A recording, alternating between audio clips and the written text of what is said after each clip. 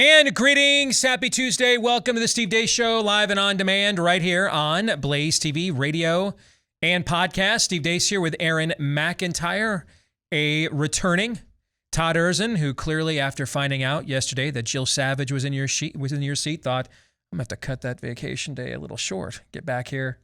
Right? I don't want to get Wally pipped out of that chair, right? Because I will tell you, I have no idea how many single men in their 20s watch this show.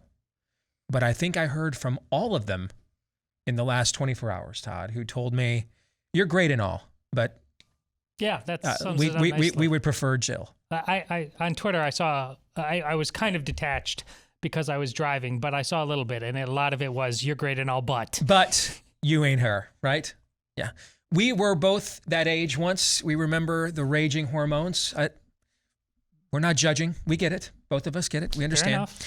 Yesterday, I had a chance to speak to a massive, raucous crowd of activist patriots here in Iowa in a barn. It is Iowa, okay? It is Iowa. It's on the nose. Pretty on the nose. It is, but it's also a very air-conditioned barn, and it was very nice. But it was a packed crowd of people. And I mean, a ton of questions. You would have liked a lot of the questions I received. Good. Because they were questions that were very applicable. How do we do this? How can I do this? How can I do this with my public library? How can I do this on my school board? How do I get on a school board? So they have their own target. They're not just asking. Correct. Point me. They want to do something, just help equip me. That's nice. They were very specific questions. Good. One of the few school boards that the good guys took over here, you know, we had all these school boards around the country that the good guys took over. We did not see a lot of that actually in our home state of Iowa this last September. And my theory is because we have been so successful with all other forms of activism that maybe a lot of people just kind of were spent or comfortable that they had made enough gains and didn't want to add another thing on the list. But one of the places where the good guys did take over the school board, one of those school board members was there yesterday. So I got a chance to meet him. Funny story. He looked at me in the middle of a point and he goes, dude, you're right. Those are really nice glasses. He did. So that seems like an awkward segue. You are correct. I'll tell you for a minute about our friends over at Better Spectacles. If you agree with this local school board member that indeed these are really nice glasses, get a pair just like them, or maybe even nicer from our friends over at Better Spectacles, where you can get the handcrafted, German-engineered, imported Rodenstock frames that I'm wearing right now. And they, for an introductory offer, they give you those frames for free. They're available for mass distribution in the U.S. right now for the first time. You can get those for free, plus 61% off their Go Spec lenses when you go to betterspectacles.com/Steve. That's betterspectacles.com/Steve. They'll help you with some of the best trained opticians in the country at betterspectacles.com/Steve. The two biggest applause notes that I received last night are when I absolutely trashed the Republican Party establishment. Nice. And used my, it's somewhat tongue-in-cheek, just not as much as I would like, line, that the only party that hates you more than the Democrats are the Republicans. That got a lot of applause. The other is when, for a brief period, we got into Ron DeSantis and his record in Florida. And then what we have been told our entire lives on the right is overly radical and not achievable or realistic and not pragmatic record. How it has actually politically been a boon to Republicans across the state, where there's been a nearly 400,000 swing in registered Republican from Democrats to Republicans in that state in his one term so far that still has a year left to go. Okay, or half a year left to go. I've never seen anything like that. That's the greatest singular political success story in that amount of time I've ever seen. And looking at that crowd, and this is a very, very pro-Trump crowd too. You start thinking about maybe what we might be talking about a year from now, what might be going on in our state a year from now, right? That's one of the things we'll talk about here in a moment, because I see that it's in the rundown for Aaron's montage, so I want to address some of those points. We'll get to that here in just a few minutes. At the bottom of this hour in interview, I thought a few years ago I was frankly too spooked to have. But it turns out I wasn't spooked enough, just in the other direction. So the Kurt Schlichtering of America, as I used to dread it on this show back in 2017, 2018, it's complete because Kurt Schlichter will join us to talk about his new book, The Fall and Rise of America. That's coming up here at the bottom of this hour. Next hour for Fake News or Not. So, pardon me, I nearly talked my voice out last night. So I tried to rest it as best as I could this morning. This is the first time I've stressed it since last night. So it may take a little while to warm up. Last week we did, for the first time, a series of tropes within our own industry and just do a self-assessment. Are these fake news or not, right? So this week I'm going next level. I have a list of things that I believe are currently true. These are my beliefs. These are my tropes. And I'm going to let you guys, fake news or not, me, all right, when we get to next hour of the show. And then for Pop Culture Tuesday, after watching Thor: Love and Thunder, I think the question must be asked. Is the MCU dead? Is it irredeemably broken? Or is it just broken? We will get into that coming up later in the show. But let us begin, as we always do, with Aaron's rundown of what happened while we were away. What happened while we were away, brought to you by Recession Is As Recession Does.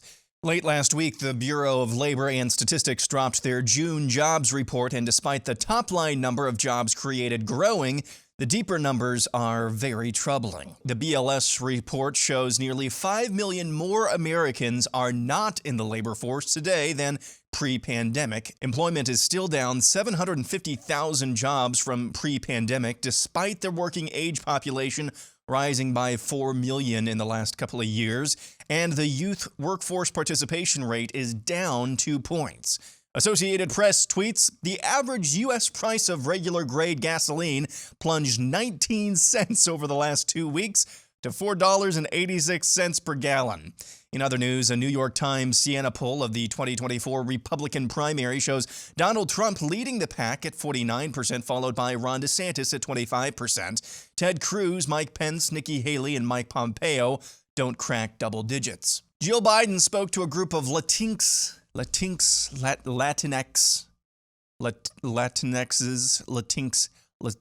This gringo woman spoke to a bunch of Hispanics in San Antonio yesterday. Raul helped build this organization with the understanding that the diversity of this community, as distinct as the Bogotas of the Bronx, as beautiful as the blossoms of Miami, and as unique as the breakfast tacos here in San Antonio.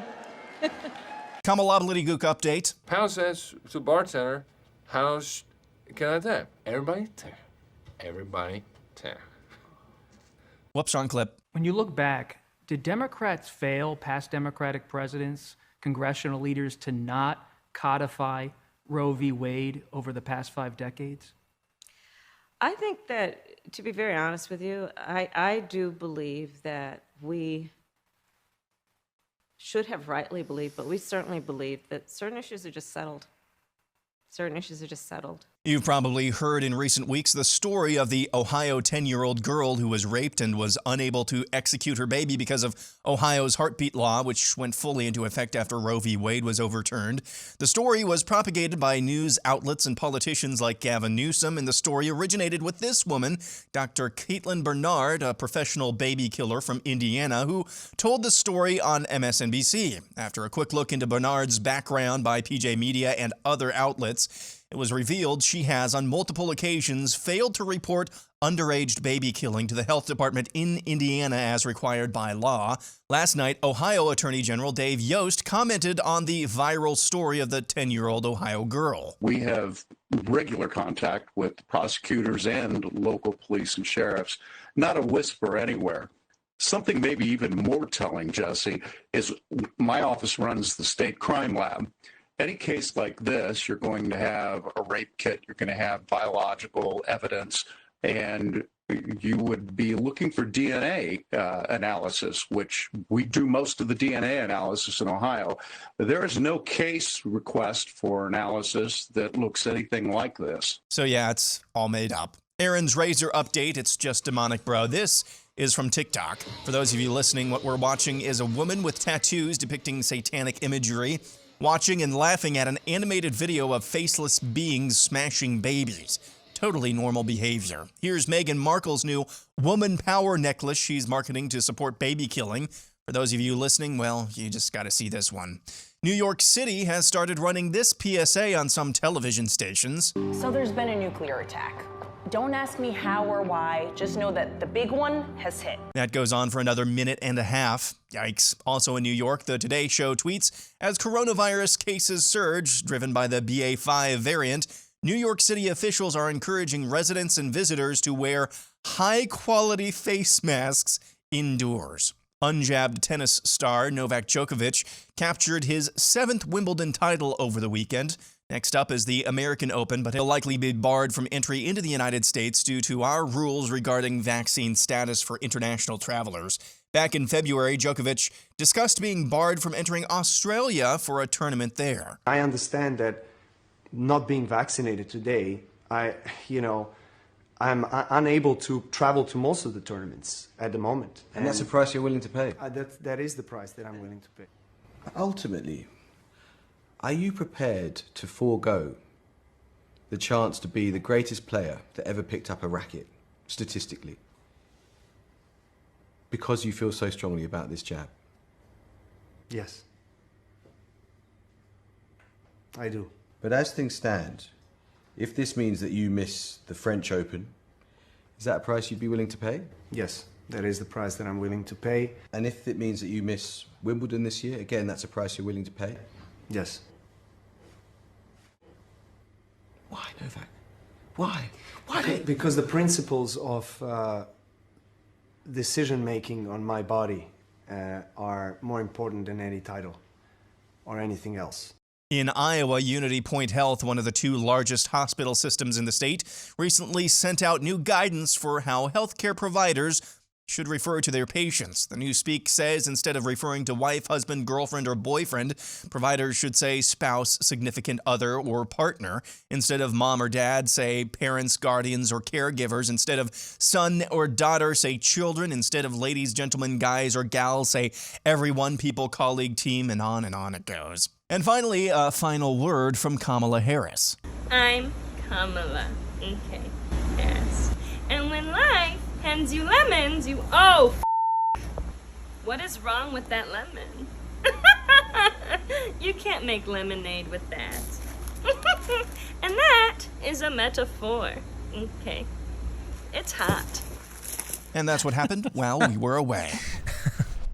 For those of you that don't know, what you see in that video, is it, remind me his name, Novak Djokovic, yes. Correct? Yep. What you see in the Djokovic video there, because I am the ugly American, and so I only have a tendency to pay a lot of attention to tennis when Americans are doing really well, or when Nadal and Federer are playing, okay?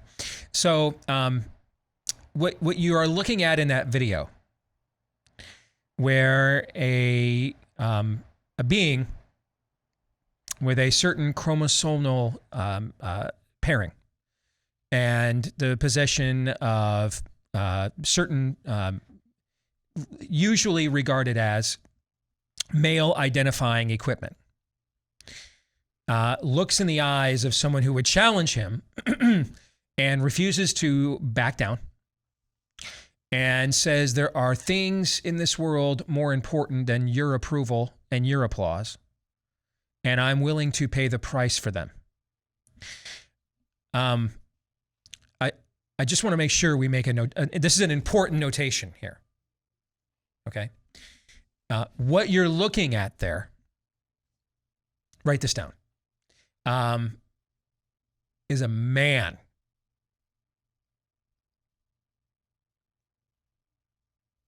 Now, I know you have been reliably assured that such beings no longer grace this third rock from the sun, particularly here in the Western Hemisphere.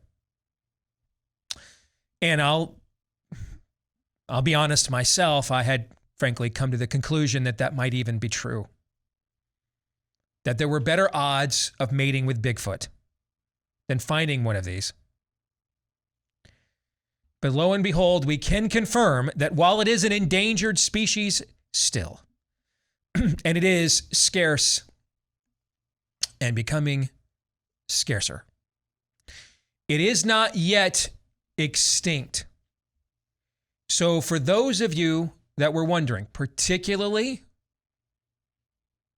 if you are a young biological identifying male in your teenage years, or if you're a single woman anywhere from, say, 25 to 50, and you were wondering, I had read in history books of such things. There were tales of old that regaled me as a little princess growing up, that such men that would swim the alligator-infested moat for my hand actually existed. Was it all a fantasy? Such beings never really existed. They were like the Nephilim. What are they? Well, we found one. And we also found apparently the one thing you can legitimately now blame the unvaccinated for, winning the most prestigious tennis tournament in the world. Men do, although not many, do still exist. Aaron's montage brought to you by Freedom Project Academy. If you are concerned that biological identifying and looking male in your home may end up being programmed by his school district to get castrated and become something amorphous and unrecognizable, and then end up on TikTok. You can maybe go a long way to preventing that from happening by putting them with our friends at Freedom Project Academy, where they will learn how to think, not what to think, and mastery of subject matter that actually matters, and not spirit of the age propaganda. If you'd like to get a free information packet now, while seats are limited because the school year is nigh, go to freedomforschool.com, F-O-R, freedomforschool.com. I've seen how these guys roll.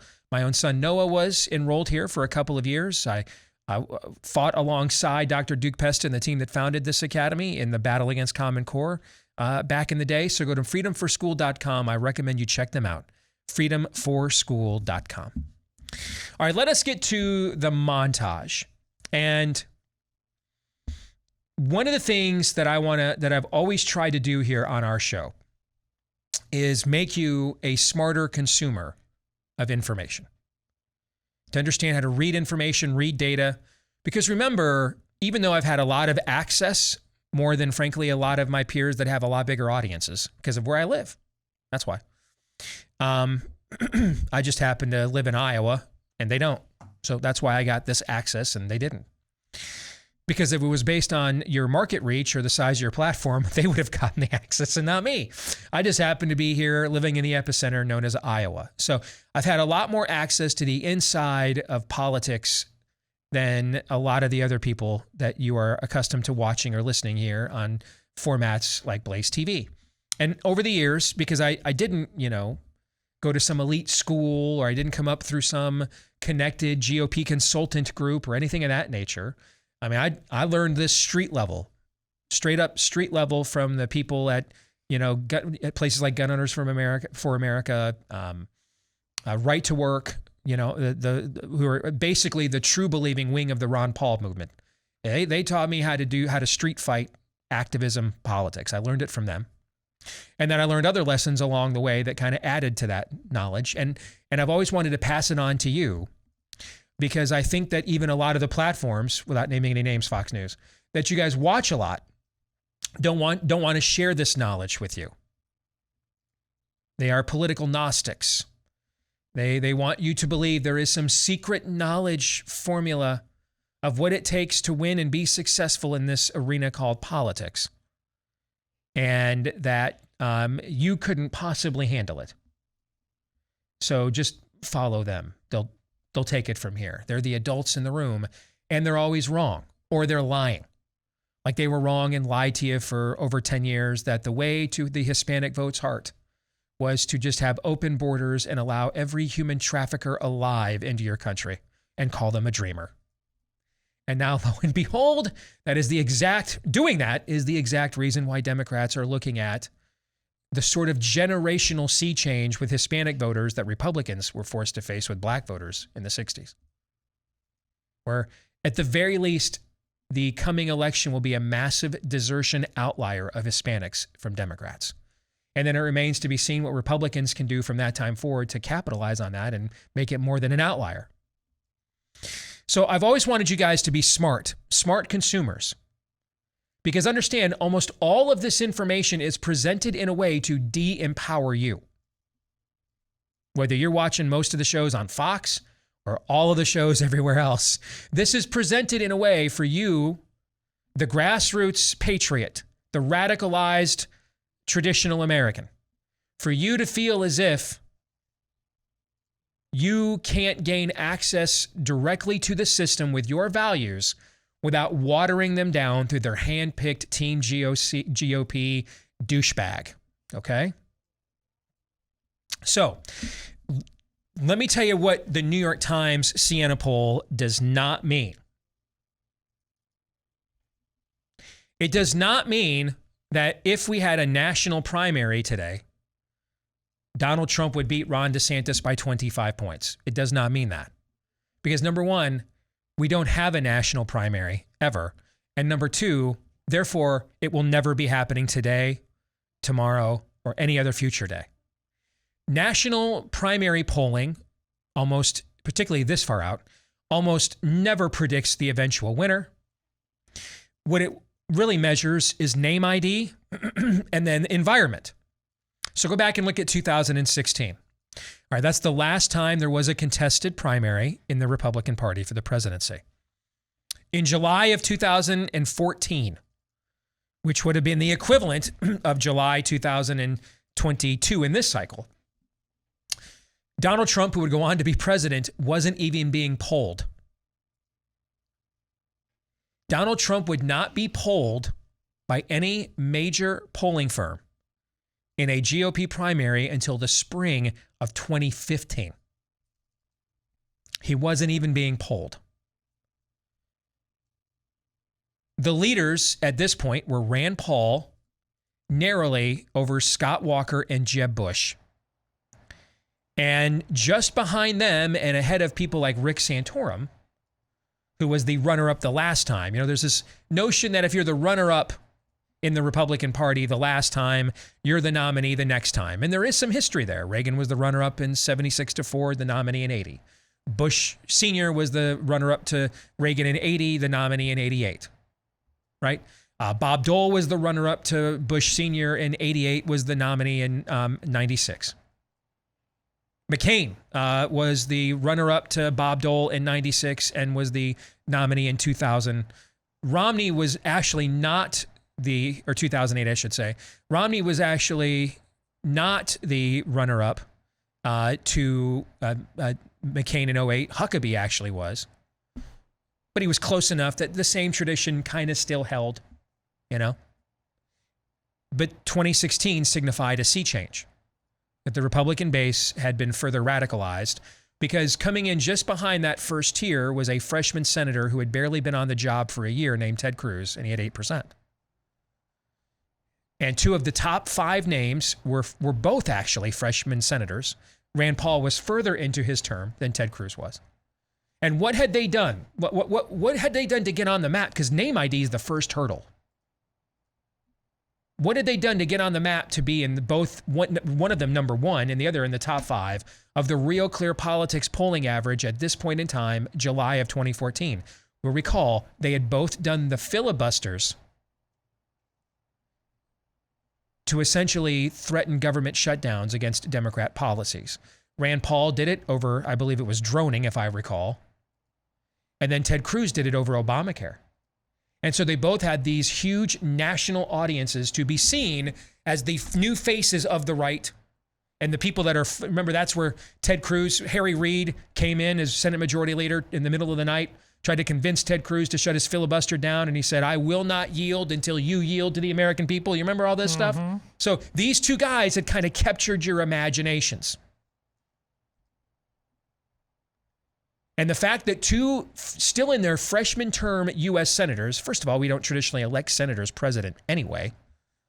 And here's two freshman senators, and they had captured your imagination to register in this polling within the same ether as Jeb Bush and Scott Walker with a lot higher name ID and a lot more funding, particularly in Jeb's case. That was indicative of an environment where you were clearly looking for something unconventional. And you had already right away sent a signal to Rick Santorum, you should have never ran the tradition of the next guy who finished second like you did to Romney in 2012. We're done with tradition here. We want something new. We're just, all the old conventional wisdoms, all the old precedents, all the old traditions, we're throwing them out the window. Now, he didn't take that hint and ran and, ran out, but he should have taken the hit at this time in 2014. Like, frankly, I will say, my former boss, Ted Cruz, should take the hint right now because he's getting a very similar hint that Rick Santorum got at this point in 2016. The reason those two guys are so far, it's not just that they're 1 and 2, but the reason they're so far ahead of the field is because the audience is telling you what the environment will be. And the environment now is we have moved beyond, we want something unconventional. We want something different. We want something more radicalized to, we want scalps. We want people who have taken scalps on the wall. We're beyond angry. Like you like to say, Todd, we're post-argument. You're beyond angry now, actually.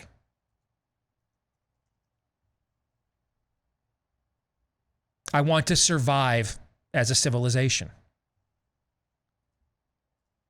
That's actually a tremendous number for Ron DeSantis. The highest we ever got in national primary polling on the Cruz campaign was 33%.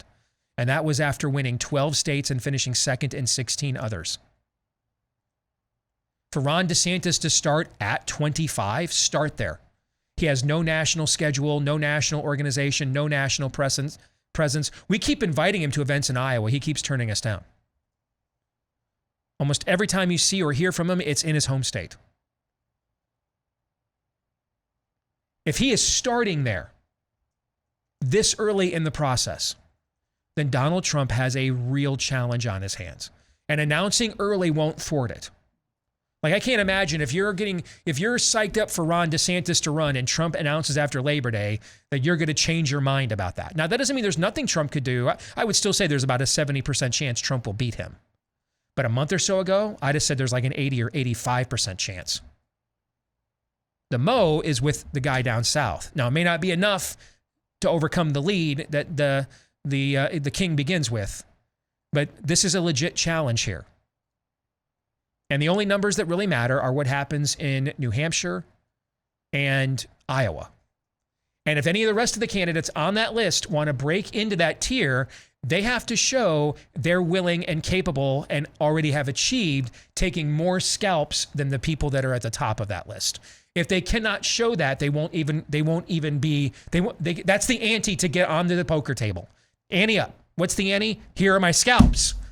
Like the Revenant. I show up, at the market with a satchel bag. Here's the traps I set and the scalps I got out in the field, the forest.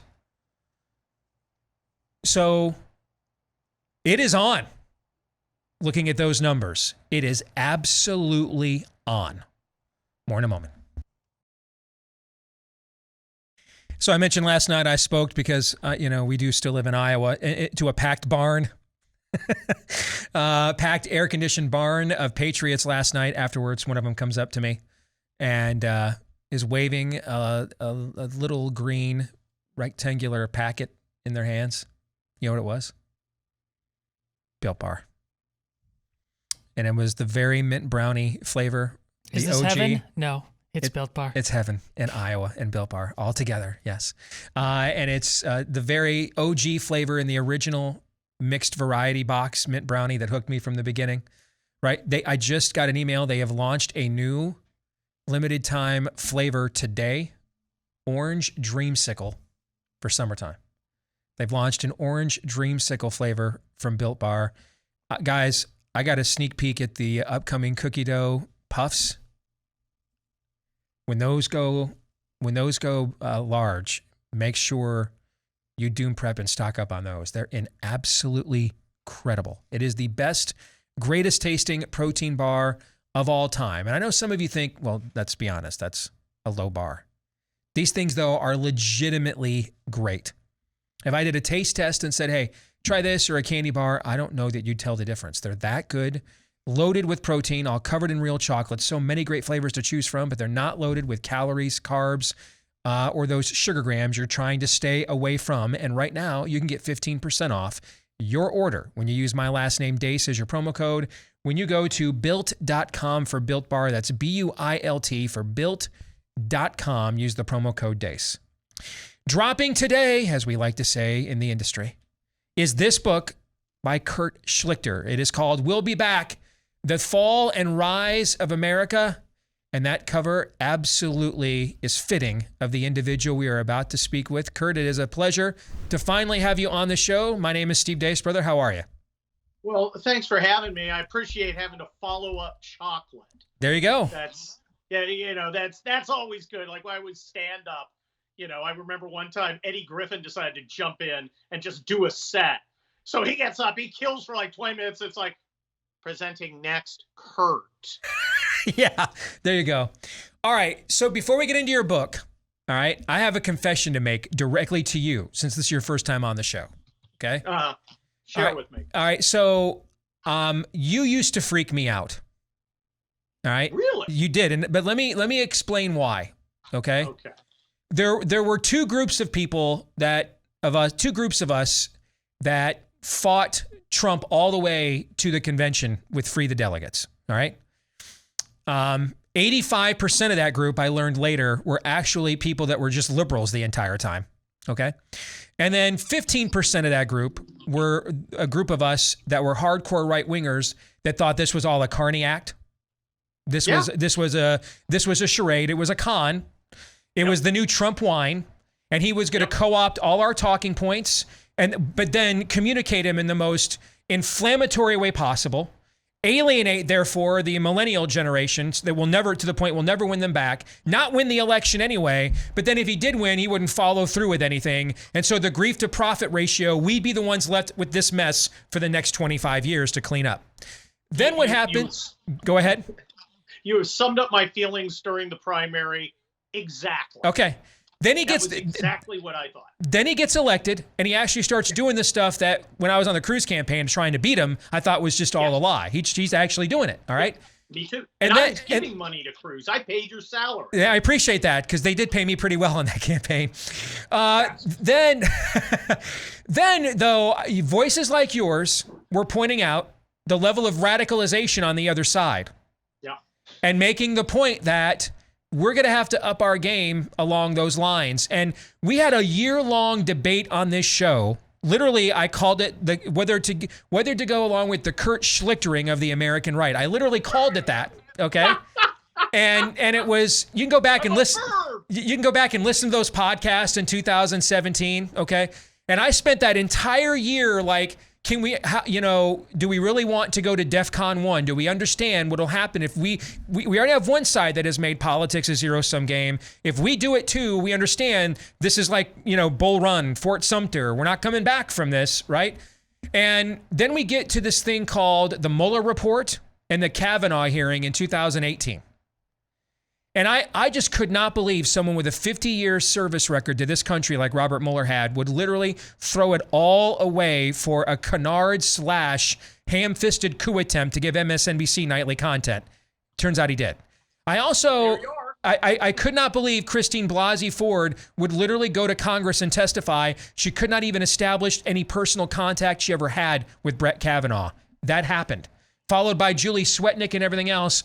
And that psychically broke me, like live on the air. My team here, Todd and Aaron, will tell you, it psychically broke me. And I finally admitted these people I can't ignore this any longer. You're at my front door with a 12 gauge or, a rainbow flag pointed at my head.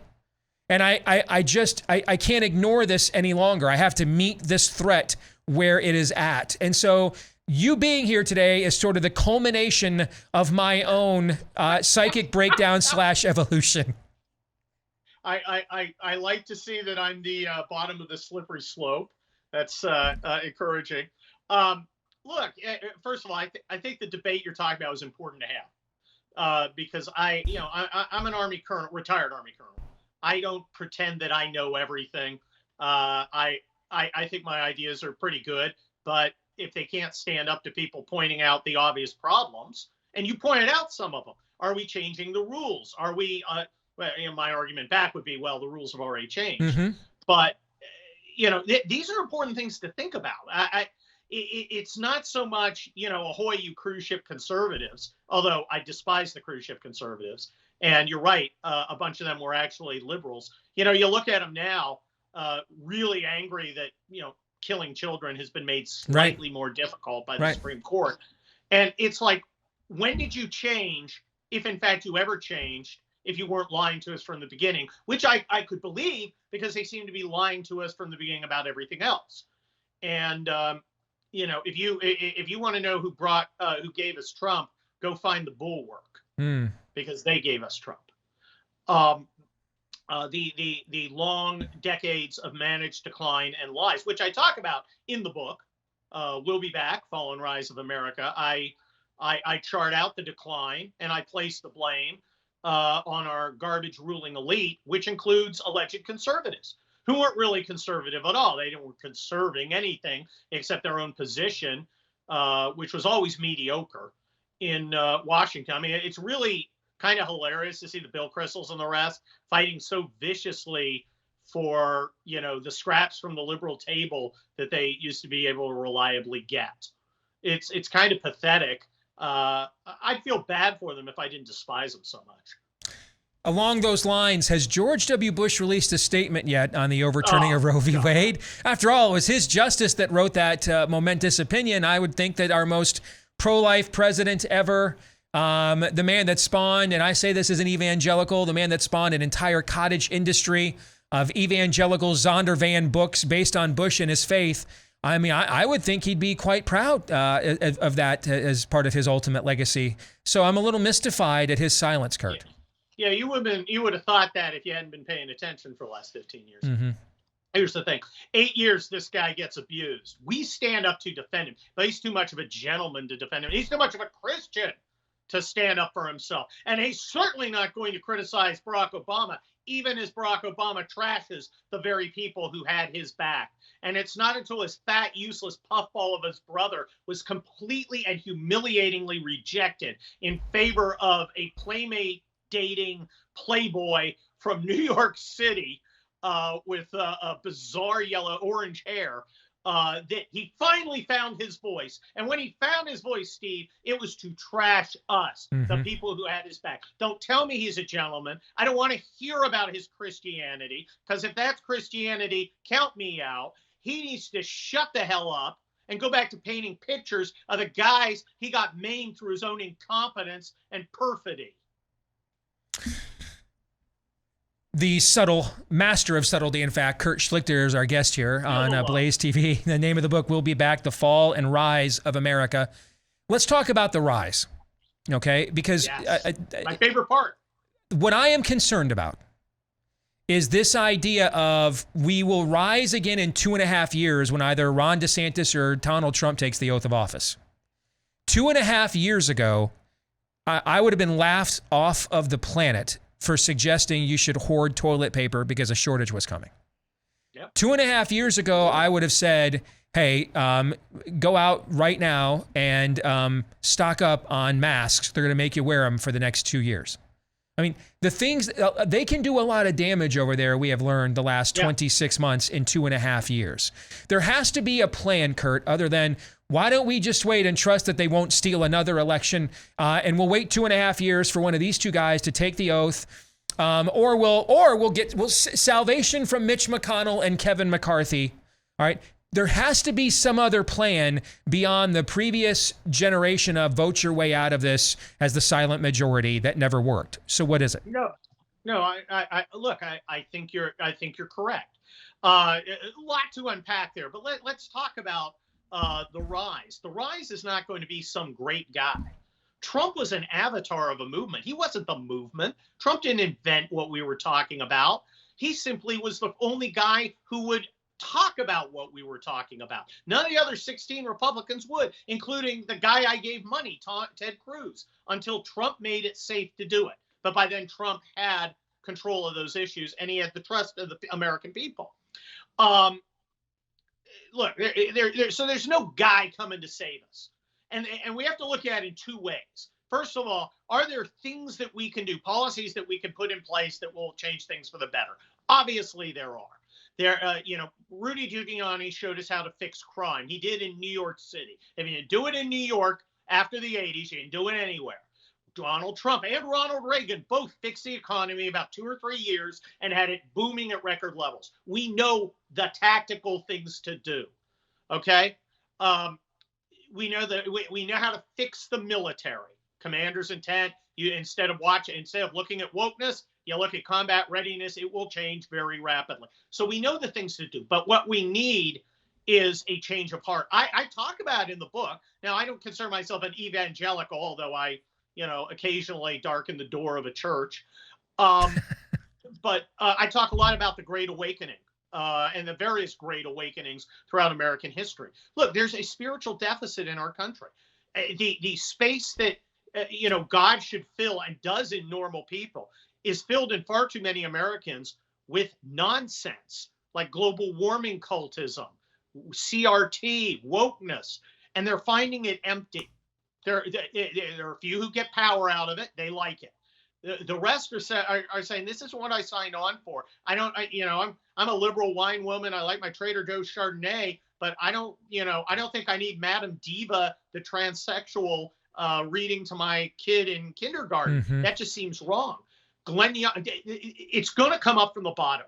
The change must bubble up. It can't be top down. No one wants to listen. Look, I think as a tactical leader, Mitch McConnell is unparalleled. He keeps a caucus of Susan Collins all the way to Ted Cruz in lockstep. That's a great tactical thing. But he's not a leader. He's a manager. The leadership comes from us. There's no person that's going to come and rescue us. Okay? We got to do it ourselves. We did it in Virginia with Glenn Youngkin. We're doing it in Florida, where people are rising up and changing the law. They're changing the law in Georgia. It's a slow process, and we're going to lose fights. It's a campaign. We're going to lose battles, but we got to rally and keep going. Elections, they're important. They're very important. And I think we've got the next 2 elections right in the kill zone if we want them, if we can stay steady and work hard. But that's not where the change has to be. Change has to be in us. We have to revalidate the Constitution and the constitutional framework.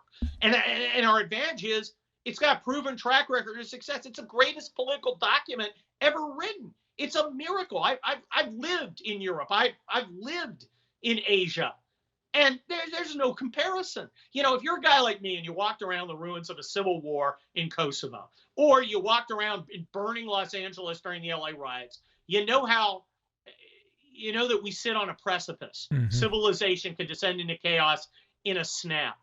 What keeps it from doing that? Well, an armed citizenry, and it's important because you can't be a citizen unless you're armed, an armed citizenry that respects the Constitution, respects the rule of law. We're moving away from that in many ways. We're moving back towards it in some ways. My book talks about all the ways it can go off the rails: national divorce, political conflict, just kind of dying out as we stop having babies, whatever. There's a lot of threats ahead of us, China. But I think we get through it because I think we're tough and we're smart. And we've got a lot of advantages other countries don't. There it is.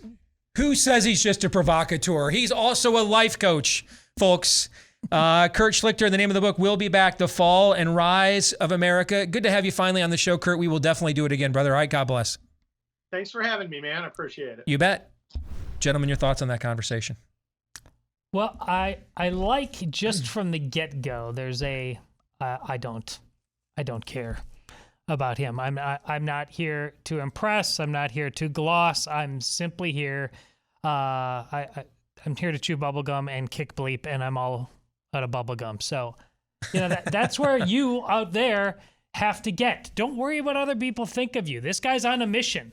He's an ex-colonel, so maybe it comes a little easier to him, but you have to be on a mission, and you can't worry about hurting the feelings of those who, by their mere acquiescence, are ultimately helping the enemy. You remember that, was it New Hampshire? And maybe an example of what Todd is saying. You really just have to have 0 Fs.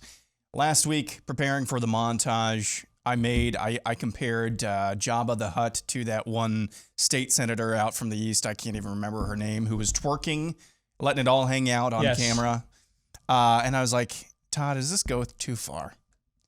And he just said, can you sleep at night? And I was like, oh yeah, no, I can sleep at night. That's a kind of a very, very minuscule example of this. Yep. But that's kind of the eye of the tiger attitude that you have to have, not really caring at the end of the day. So long as you're not violating your own principles in principle in the first place, that's where each of us have to be. And the reality is that all of those concerns that you had about Kurt back 3, 4, 5 years ago, they're still true. They're still true. The Schlichterization, it is where we are right now. And that's the reality of the situation. Can't go back to yesteryear. Got to ask yourself. We ask everybody else what time it is. Got to ask that of ourselves. Yep. Mm-hmm. So we will do that with fake news or not. I'll put my head on the chopping block along those lines when we come back. Stay tuned. All right, we're back here with Hour 2, live and on demand on Blaze TV, radio, and podcast. Steve Deace here with Todd and Aaron McIntyre and all of you. Don't forget that you can let us know what you think about what we think by emailing the show, steve@stevedeace.com. That's DEACE. Like us on Facebook, MeWe, Parler, and Gab. You can follow me on Twitter, Getter, TikTok, and Instagram @Steve Deace Show on those platforms. And look for me on Trump's Truth Social @Real Steve Deace there. You can also look for clips of the show that are free to watch and free also of any censorship. If you do that at rumble.com/Steve Deace Show, that's rumble.com/Steve Deace Show. And then finally, all of you that listen to the podcast, you are a big part of our show and its growth that continues on. I, in fact, just checked again this morning. We are still at the highest pace of iTunes rankings we've ever received. So thank you all very much. Please, if you've yet to do so, leave us a 5-star review. If you've got a question you want considered for a future Ask Me Anything, our next one is coming up this coming Monday. If you have a question you want considered for that, put that in your 5-star review and you'll go to the front of the line for consideration. All right. And so thank you for all the 5-star reviews already. Thank you for subscribing, hitting follow. You guys are a big part of our show's growth and success, and we really appreciate each and every one of you. Fake News or Not is brought to you by My Patriot Supply. We were just talking to Kurt Schlichter that we can't afford to wait around and hope that a Ron DeSantis or Donald Trump takes the oath of office 2.5 years from now. Because 2.5 years ago, almost none of us knew what an Anthony Fauci was. We certainly know what a Debbie Birx was. We didn't know almost anything about COVID-19. And the idea that we would have to hoard toilet paper would have been considered insane. And yet here we are. Those things all happened. So the next time, that could never happen here, happens here. Make sure you're ready with our friends at My Patriot Supply. If you go to preparewithdace.com, that's preparewithdace.com, you can get their emergency 3-month food kit. That is 3 months with 3 square meals a day, including snacks and drinks, the full 2,000 plus calories that you and everyone in your stead requires. You'll get that, and as well as the peace of mind to know that you have it, because it stays good for over 20 years with the right storage. You can get that right now for $150 off and free shipping when you get it via preparewithdace.com, DEACE, that's preparewithdace.com. All right, so one of the ways that as I am more openly embracing, as I have been more openly Kurt Schlichterized over the last few years in response to the radicalization on the other side. As Aaron, you pointed out, there is still the concern, though, that we cannot stoop to their level. particularly those of us that call ourselves Christians, we don't have the permission to do that. We were bought at a high price. Our lives are not our own. They were redeemed back by the purchaser, and we're not allowed to do that. We're not allowed to be scorched earthers. We're not allowed to be burn the village to save it people. We're not allowed to be the mustard gas tossers. We don't do that. We aren't permitted to do that. So how do we establish a plumb line? Whereas we can, as Kurt was frankly ahead of me on, understanding the times and knowing what time it is. How can we do that and meet the threat where it actually is, not where we had hoped it was or projected it to be, without losing our soul in the process, without violating our conscience or our testimonies in the process? I think one of the key and clear ways to do this is self-assessment and reflection. To be constantly willing to put your own thoughts and motivations up for review, to have accountability, wisdom in a multitude of counsel, to be willing to surround yourself with people who are going to say, I don't agree with that. And not just, yes men or women. Because that self-assessment, that self-awareness, that's dead on the other side. And the nihilistic, truthless America, self-awareness is dead. And to make sure we don't become our own small c rival cult, we have to keep it alive over here in our ranks. So along those lines, last week we did a fake news or not for the first time where we just looked at current and ongoing conservative media tropes. So stuff that we say, have covered, our peers say, that gets said on this platform or others like it. Is it fake news or not? Let's assess ourselves, right? Let's individualize it this week. I want you guys to fake news or not me. Okay? These are things that I think are true right now. See, these are my tropes, right? These are how I see things. And you guys can tell me if you think they're fake news or not. You can, if you have you can ask me, you can each ask me for each one if you need to. One clarifying question if you want to know why I think this thing, to maybe help you have a further ability to deduce where I'm coming from. Fair? Yeah. Okay. All right, so here's number one. Things that I think right now are true. I believe that Elon Musk still ends up buying Twitter, but for a lot cheaper than $44 billion. I think that is true. Fake news or not? I'm going to say fake news for now. I do think that's a good take because of the reasons that you've given for that. The discovery process will force Twitter to, if they actually go through with a lawsuit, will force Twitter to reveal the bot data that apparently Musk has been trying to get. They can reprice from there as a result of that lawsuit. I think that's a really good take. I'm also just, for one reason, this is just my personal reason. I don't want to be disappointed, so I'm calling this fake news because I hear you. Because it could just be, what did I talk about? Billionaires get bored. They can when you have FU money, you can just get bored with really, really momentous things, really big deals. It could just be that he got bored with the process of buying Twitter and is like, I'm out. See ya. So that's why I'm selling. Okay. I don't think it's fake news. My read of the guy might be totally wrong, but I think he's clearly, not like emotionally radical, but I think there's an edge to this guy, and I think he's just like, no, you guys need to go down. I get that impression. So let me go back to what you said, Aaron, because I get, hey, I don't want to be disappointed. I totally understand that. Help me then, what's Twitter's end game here? They're screwed. Because I don't see what it is. Either way, they're screwed. I don't see what it is.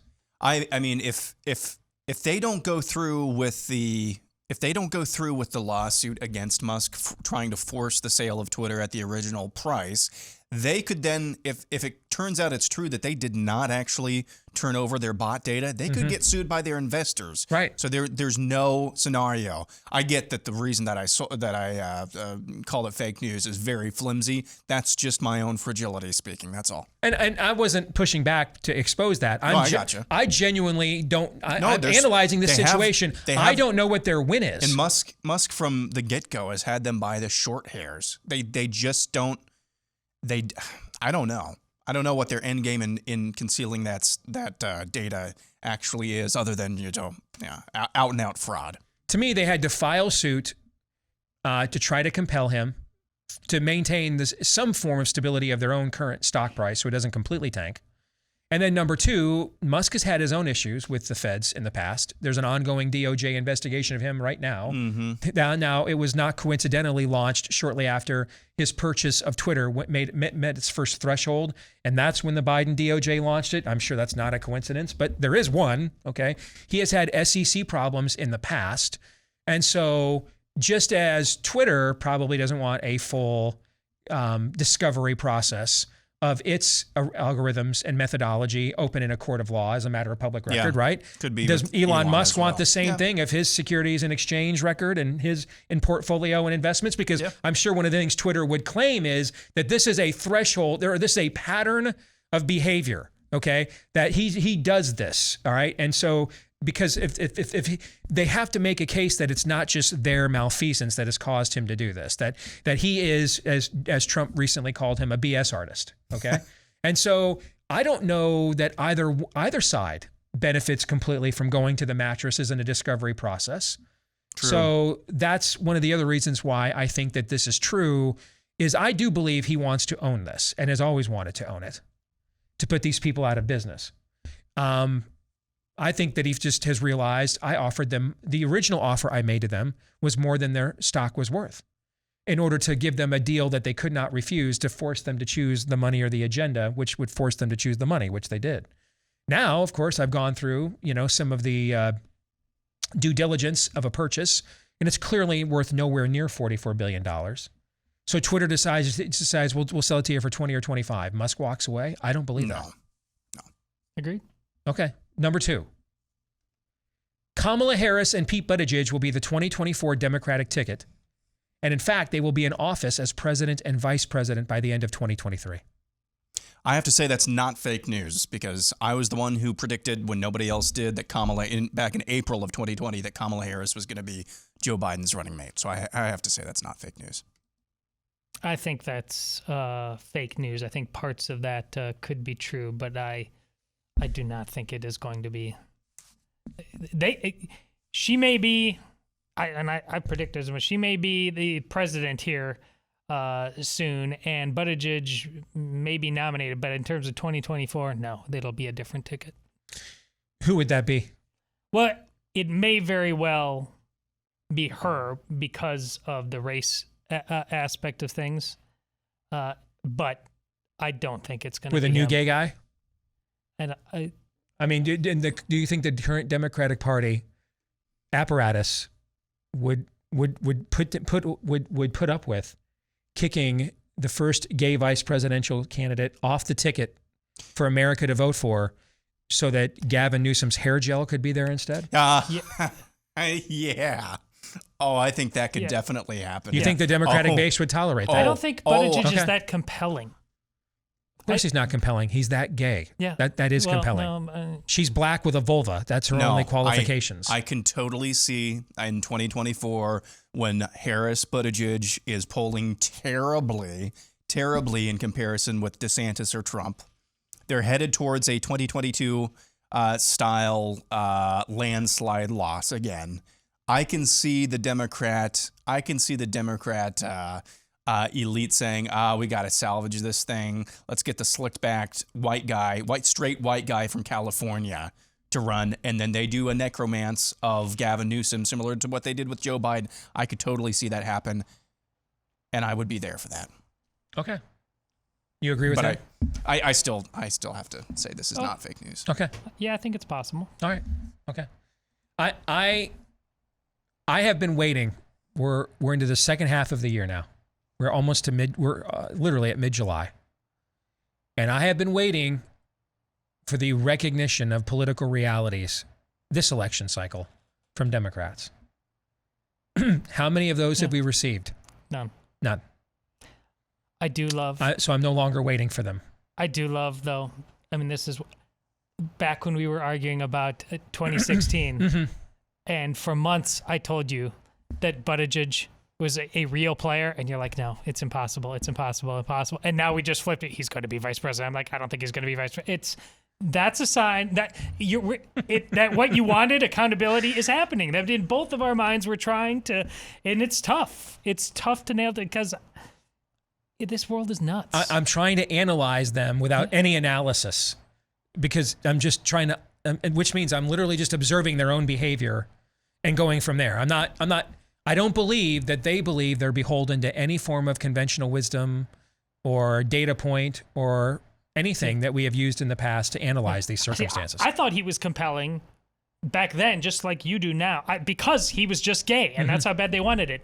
Sprint forward now, and you see, if you're paying attention to Twitter right now, what they're calling Josh Hawley, just because he says a woman has babies, things have changed. He's a little pedestrian for them right now. And so that's why they're going to go with Gavin Newsom, who likes having sex with women and is white.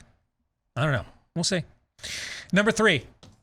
You know that Donald Trump is not on Jeffrey Epstein's list because if he were, it would have already been leaked by now.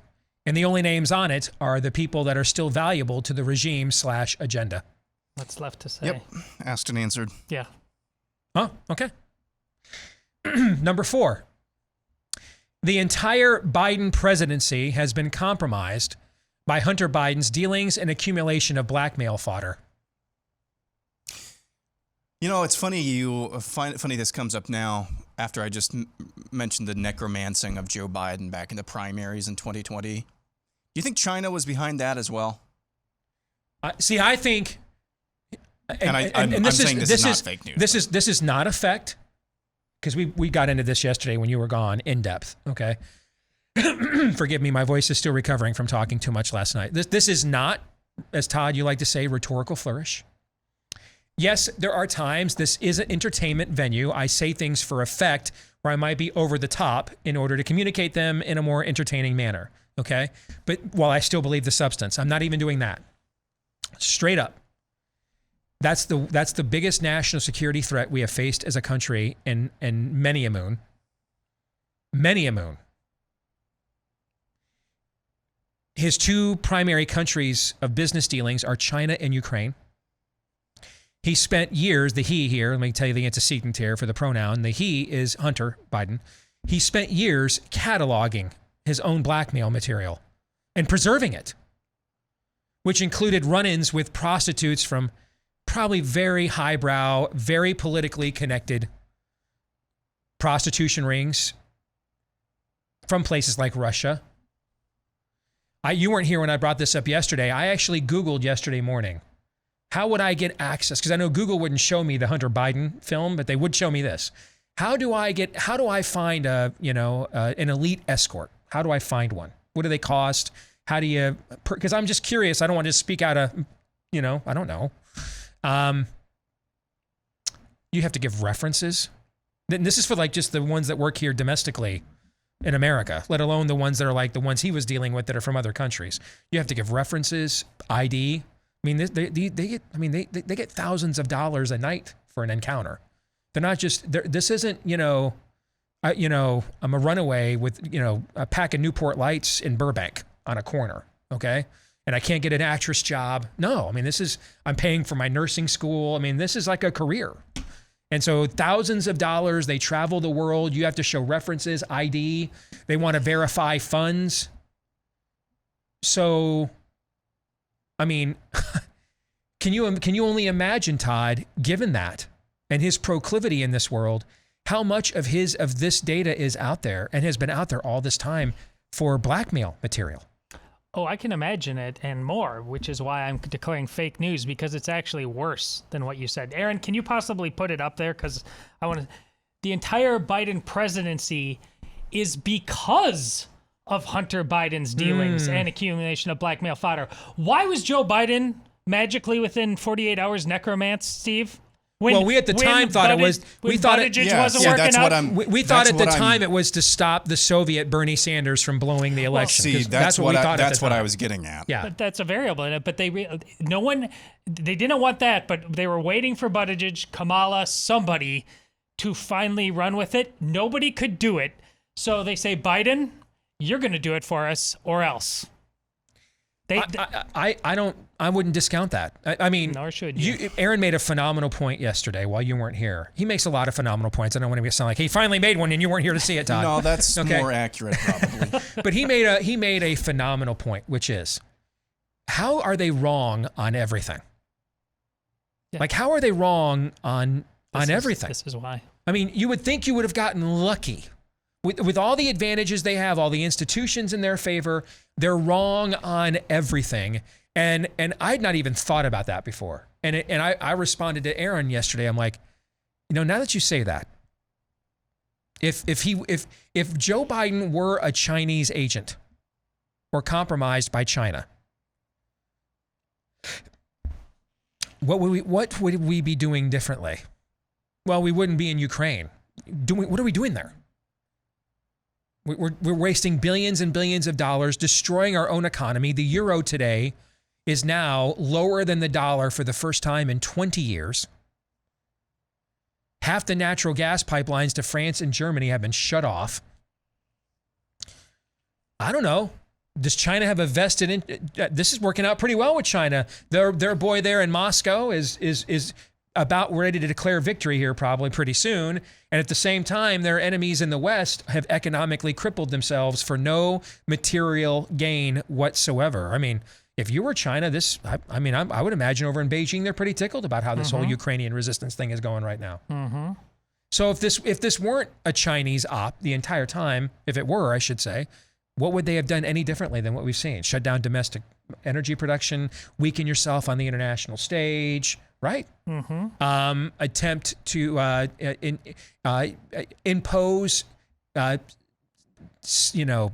mental illnesses as political agendas that you're not allowed to do to wreck the Chinese culture. I mean, what would they have done any differently if it were?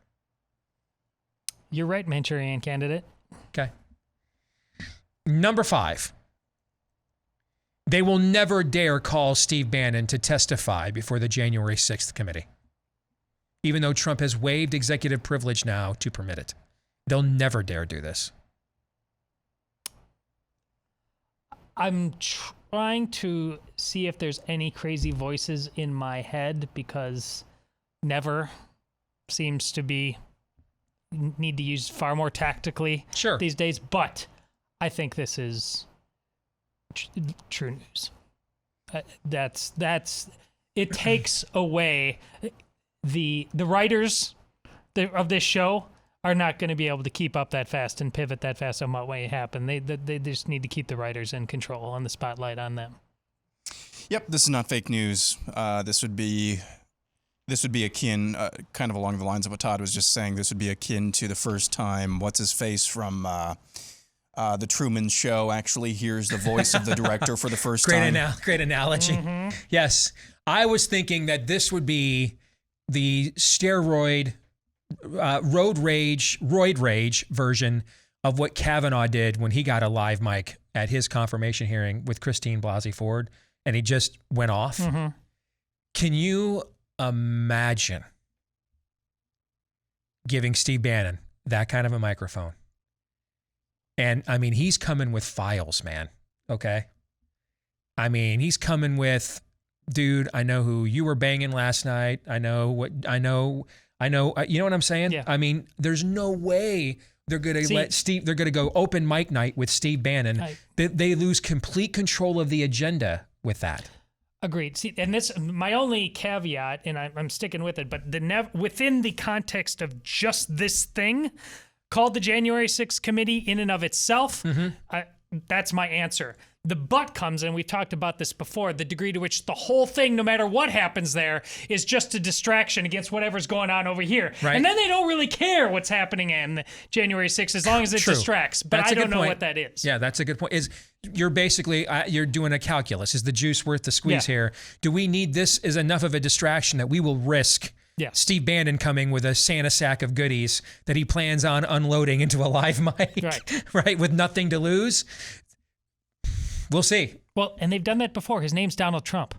Yes. In terms of him being anointed the candidate by the mainstream press. They've done this before. Correct.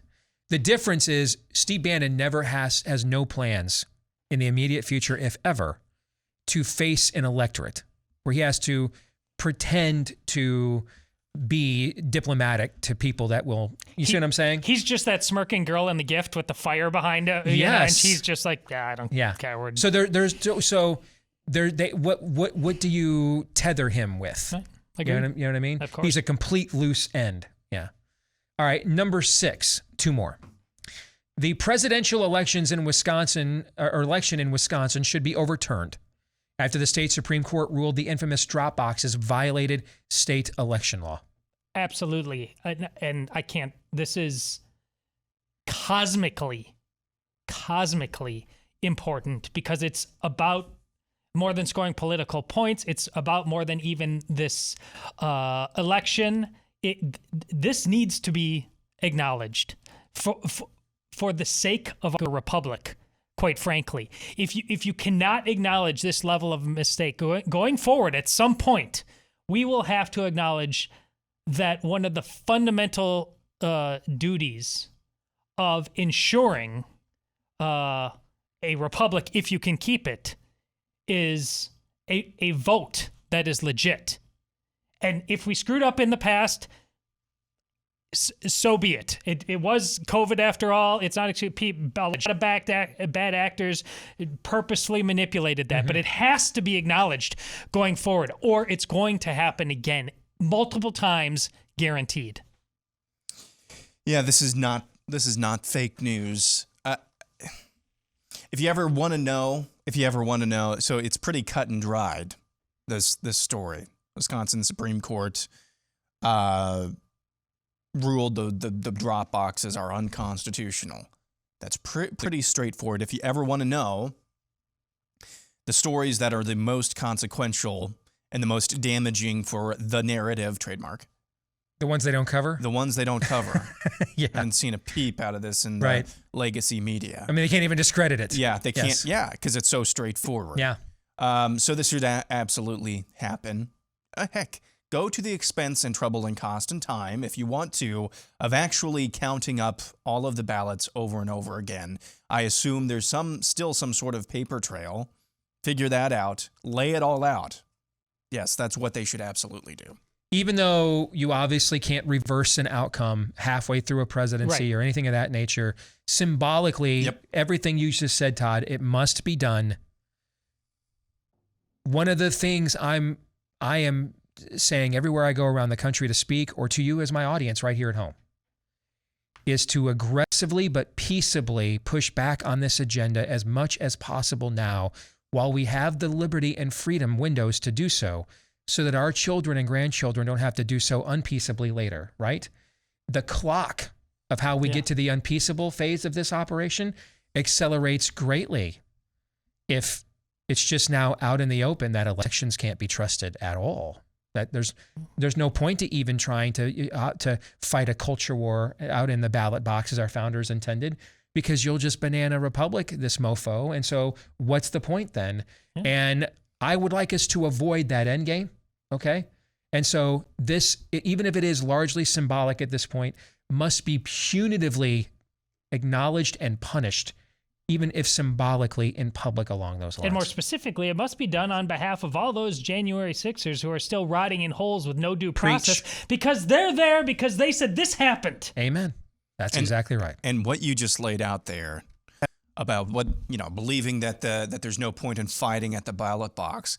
Hell listens to that like phone sex. Oh, yes. They want that. That's what they want.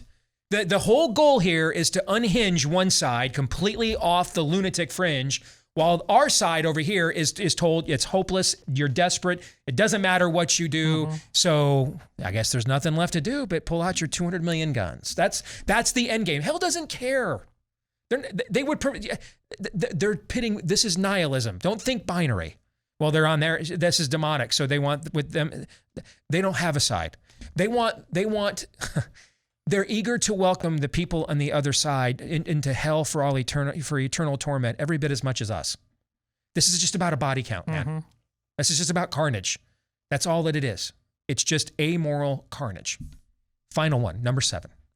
There's at least a 99% chance Donald Trump or Ron DeSantis will be the GOP nominee for president in 2024. And the only reason I didn't say 100 is because Trump will be past the age of American life expectancy without the healthiest lifestyle habits. Otherwise, I would have said 100%. I think it's not fake news. As of this moment, yeah, not fake news. I will say it's fake news. I'm going to drop it down to 95 or something like that. Just because a name who will be a female who will basically do almost anything to run on behalf of the establishment will be thrown in there. And listen, guys like Mitch McConnell survive. We think he should have been dead many times a long time ago, politically speaking, but there he is.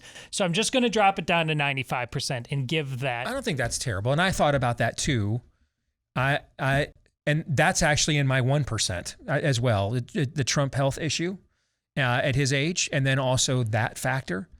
It's just, I think that person could run a respectable campaign. I was going back as I was looking at this polling to compare it to 2016, and I was looking at some stuff from my 2016 files I'd not looked at in several years, and I had forgotten how immediately after Rubio and everybody else dropped out from that wing, how immediately John Kasich's numbers just exploded along the lines of what you're talking about, right? But I also wonder how many of those people are still in the GOP and just haven't gone full Dem by now, right? But that is a good point. All right, we'll come back. Pop Culture Tuesday. Is the MCU dead or on life support? Next.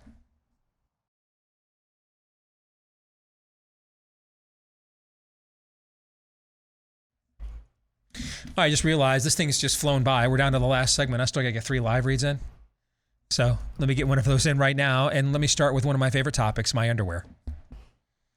Because I only get it from Tommy John. I tried it after they gave it to me for free to see if I'd be willing to talk about it on the air. That was, almost 3 years ago now.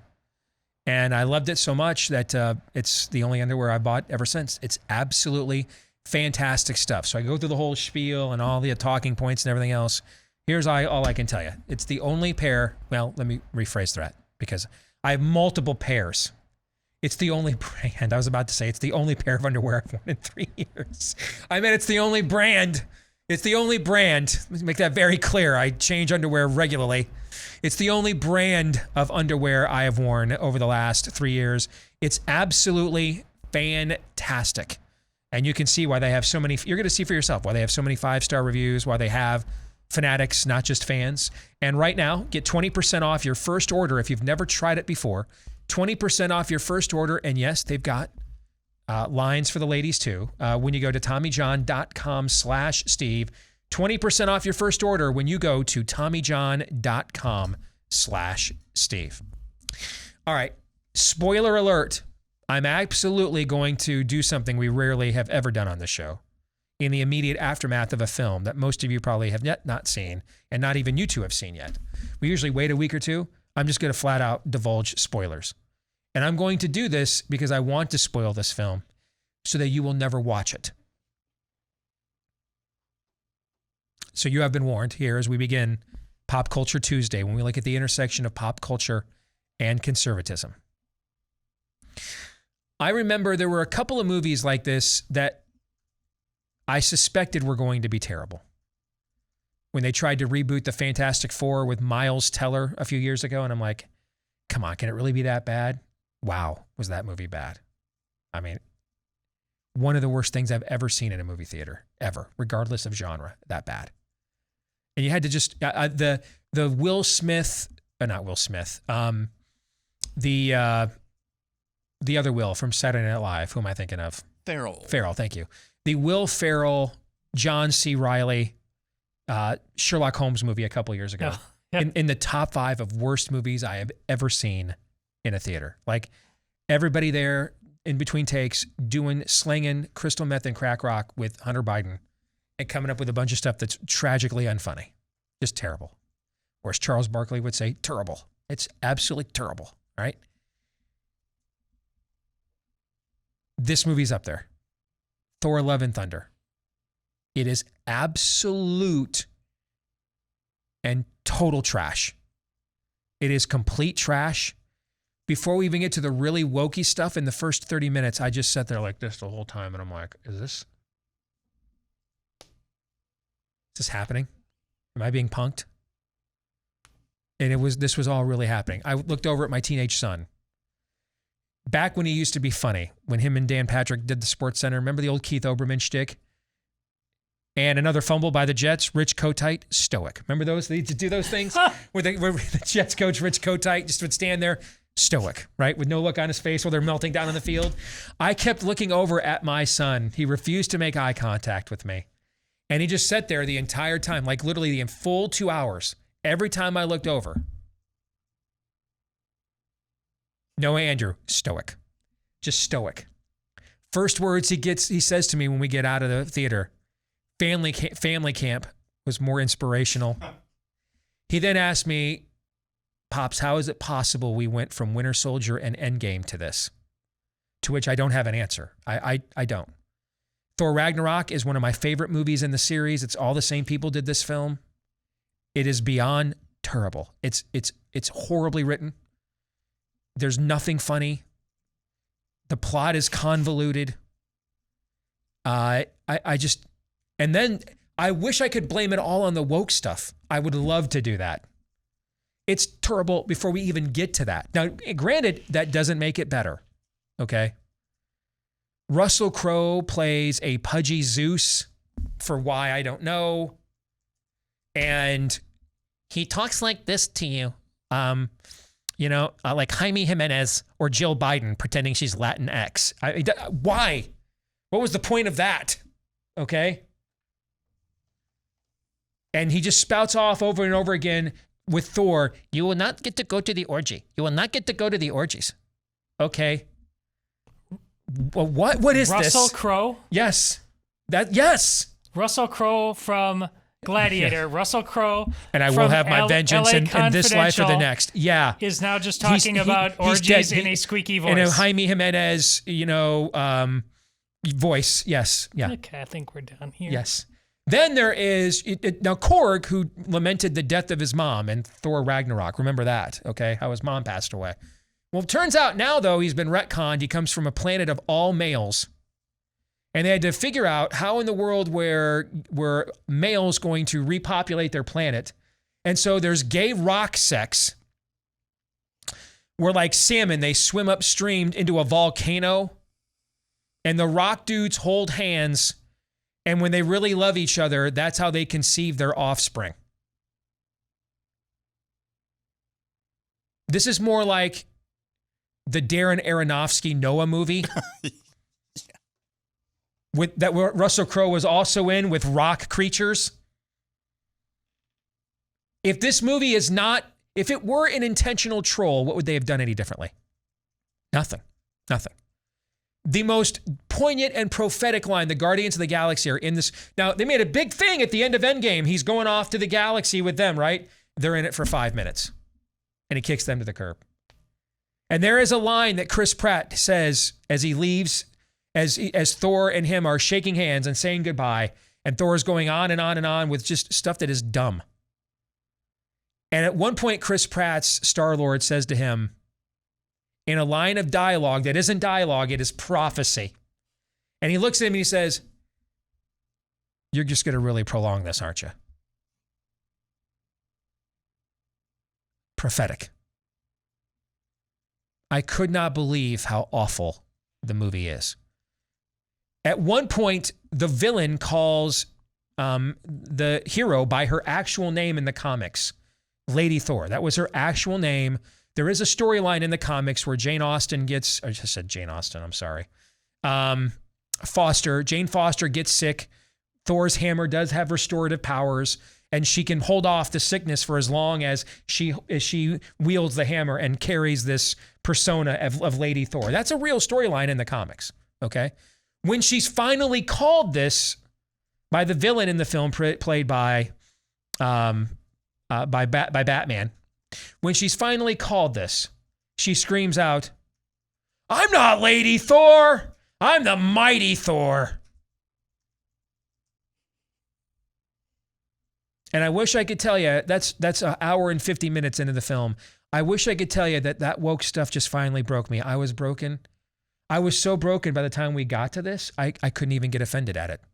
I could not get mad at it because the movie was that bad until we got there. I couldn't believe how bad it was all the way through. It is easily the worst film in the MCU. Easily.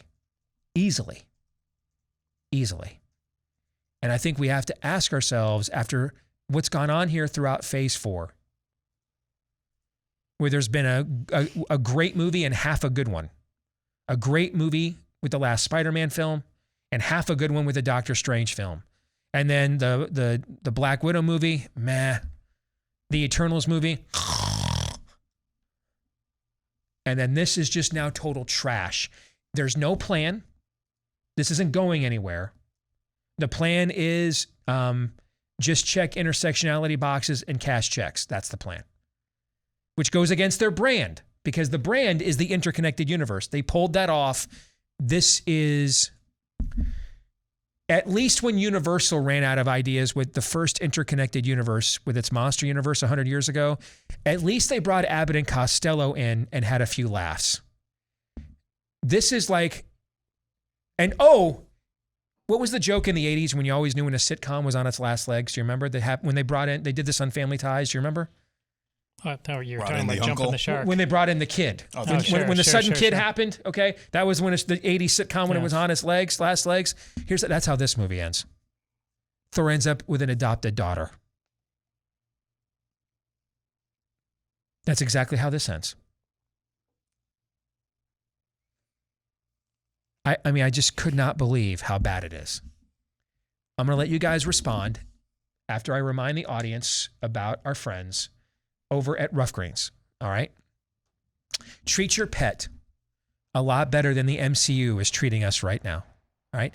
Chances are, whatever food you bought from your pet at the store was stripped of the vitamins, minerals, and nutrients that your pet needs, because they do that to pretty much all the food at the store, including the food we eat.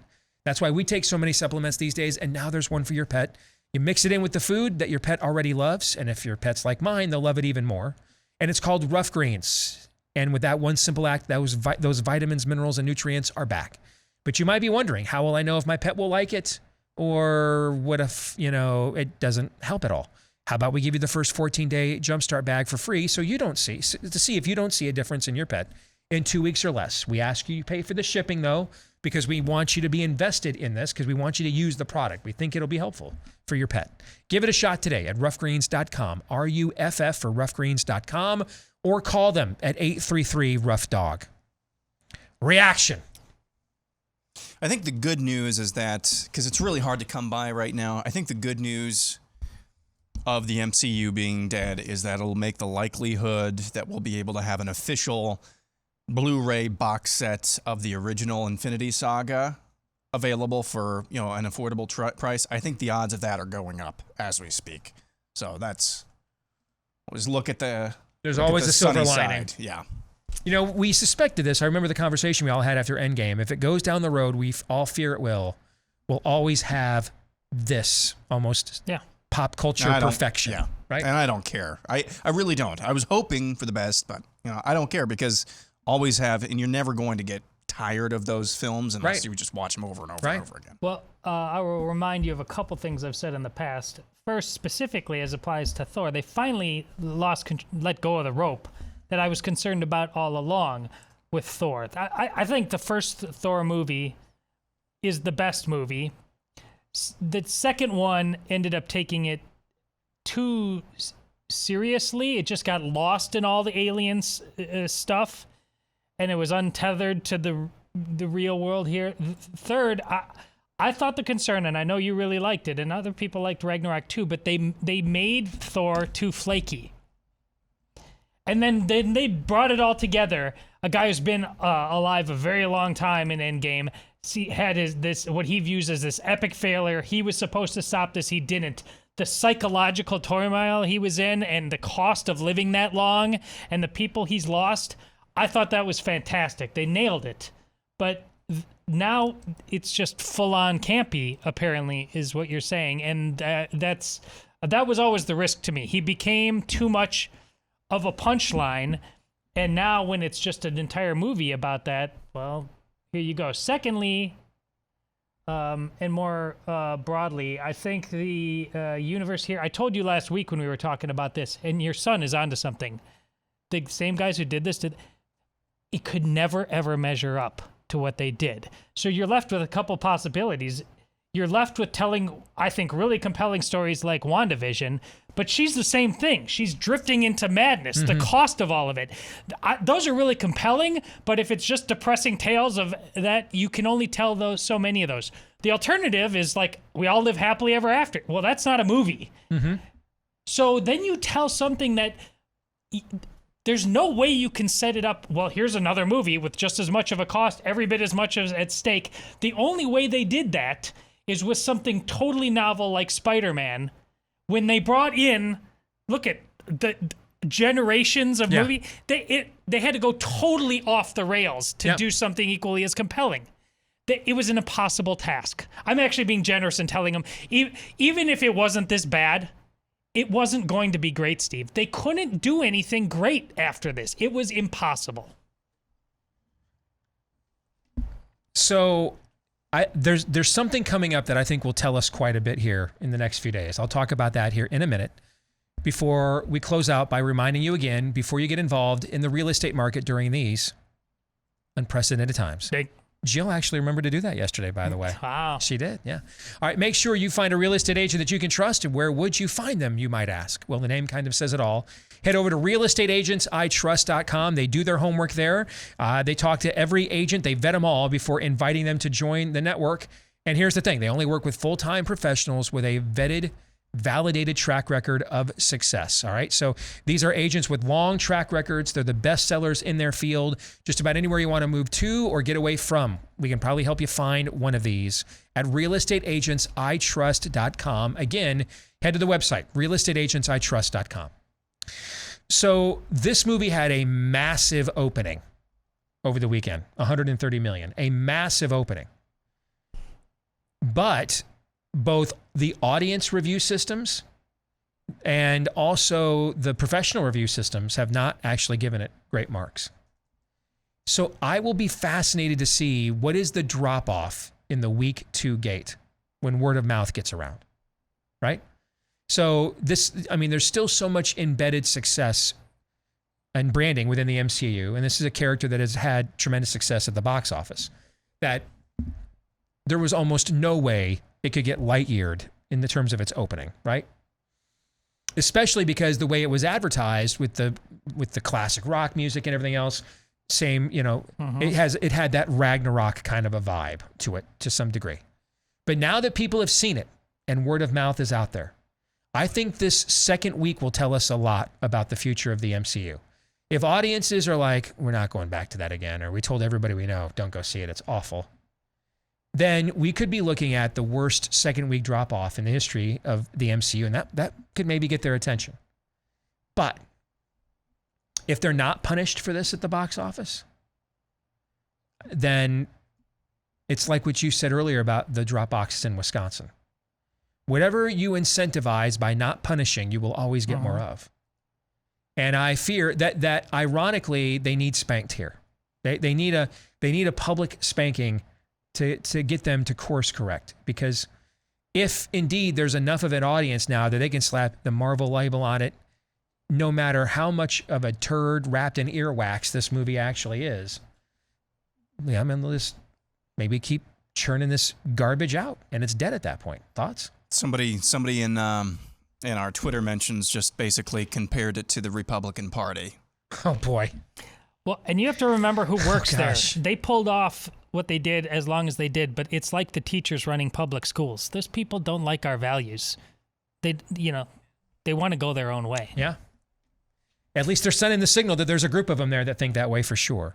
We're back at it again tomorrow. Until then, John 3:17.